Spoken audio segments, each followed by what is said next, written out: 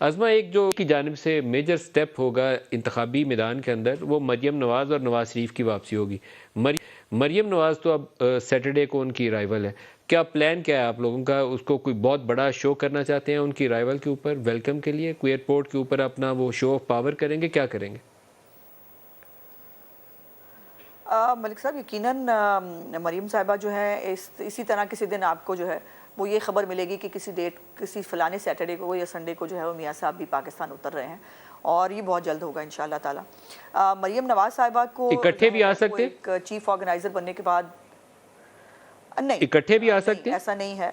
मियाँ साहब को जी नहीं, ऐसा नहीं है। मरीम साहिबा ही आ रही हैं सैटरडे को, और वो आकर पार्टी को जो उनको ऑर्गेनाइज़ करने की बड़ी जिम्मेदारी मिली है वो करेंगी। उनके तूफ़ानी दौरे जो हैं वो 1 फरवरी से जो है वो शुरू हो जाएंगे केपी और पंजाब के अंदर पहले मरहले में, और जैसे ही फिर जो है वो हम मुनासिब समझेंगे कि अब मियाँ साहब जो हैं वो उनको बुलाना जो है वो ज़रूरी है, तो फिर उस वक़्त इंशाल्लाह मियाँ साहब भी पाकिस्तान के अंदर होंगे। और मरियम साहिबा जो है वो कल ये कोई एक शो ऑफ पावर आप नहीं कह सकते, लेकिन उससे कम भी नहीं होगा। ये एक मरियम नवाज साहब एक ऐसी नून लीग के अंदर पर्सनैलिटी हैं कि उनके लिए सिर्फ ये बताना कि उनका ये प्रोग्राम है, उसके बाद हमें मज़ीद कुछ करने की ज़रूरत नहीं पड़ती, और लोग खुद उनको रिसीव करने के लिए जो है वो आना चाहते हैं। वर्कर्स बहुत अरसे के बाद एक पॉलिटिकल एक्टिविटी। आपने ये जो तूफ़ानी दौरे कहा कि तूफ़ानी दौरे करेंगे, ये तूफ़ानी दौरे पंजाब को फोकस करके किए जाएंगे या केपी भी साथ शामिल करेंगे? जी केपी भी शामिल है। मैंने ये ऐसी गुजारिश की कि केपी और पंजाब पहले मरहले में है, और उसके बाद इंशाल्लाह सिंध और बलूचिस्तान की बारी भी आएगी।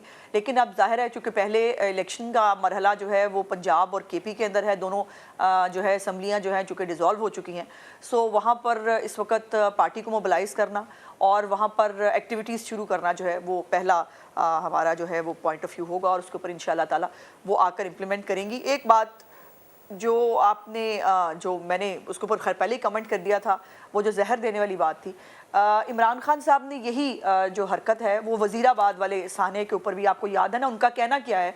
उनका कहना यह है कि तीनों तरफ से फायरिंग हो रही थी, और वो फायरिंग से जो है वो इमरान खान साहब बच गए, और लोगों की झोलियों के अंदर से जो है वो गोलियां निकली। अब उसके ऊपर, अब मुझे याद है उस दिन मेरा आपके साथ पहला शो था, और मैंने आपसे उस वक्त जब कहा कि ये बात ऐसे नहीं है जैसे ये कह रहे हैं, तो आप भी थोड़े खफा हुए थे, लेकिन वो वक्त ने साबित किया, और डॉक्टर्स भी कह रहे हैं कि उनको गोलियां तो लगी नहीं हैं, उनको कुछ फ्रेगमेंट्स हैं वो लगे हैं, और गोलियों के वो ज़ख्म भी नहीं है। मैं तो खैर क्रिमिनल लॉयर हूँ, मैं गोली की एंट्री और एग्जिट वूंड मुझे बड़ी अच्छी तरह से मालूम है कि क्या होती है। और फिर उनकी फोरेंसिक ने भी कहा, जीआईटी जो बनी उनके अपने दौरे हुकूमत के अंदर, जो जीआईटी बनी उस जीआईटी के लोगों ने जो है वो तफ्तीश, उन्होंने कहा हमें शामिल नहीं किया गया, और बिल्कुल वन साइडेड जो है अपनी मर्जी की तफ्तीश जो है वो की जा रही है। सो ये उनको आदत पड़ गई है शायद, वो अब वो चूँकि नहीं रहा ना, वो कार्ड नहीं रहा, वो हकीकी आज़ादी कार्ड, हम कोई गुलाम है कार्ड, वो साइफर कार्ड अब नहीं रहा। उसके बाद उन्होंने हमदर्दी कार्ड निकाला, और हमदर्दी कार्ड उन्होंने जो है वो वज़ीराबाद के एक उससे जो है वो एक शख्स की एक हरकत से जो बहुत गलत हरकत थी, उसका वो जो एक रिवॉल्वर लेके वो निकला था, उसको उन्होंने पूरा एक फिल्म सिटी बना दिया वज़ीराबाद की सड़क को, और तीनों तरफ से फायरिंग हो रही थी, और वो फायरिंग जो है वो जाके लोगों के पैरों में लगी। मतलब ये भी अजीब फायरिंग है जो जाके पैरों में लग रही थी, और पैरों में जाके लोगों के कपड़ों में से गोलियां निकल रही थी।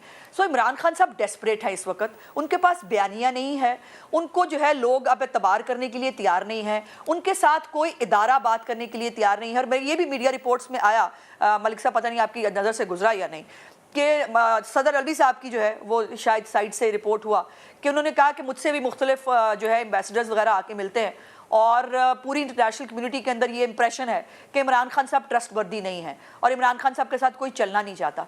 मुल्क के अंदर उनके साथ कोई वो किसी के साथ चलना नहीं चाहते, किसी पॉलिटिकल पार्टी के साथ वो बैठना नहीं चाहते, किसी इदारे को कुछ समझते नहीं है। सदर आरिफ अलवी ने इमरान के लिए बयान दे दिया, हम क्या करेंगे?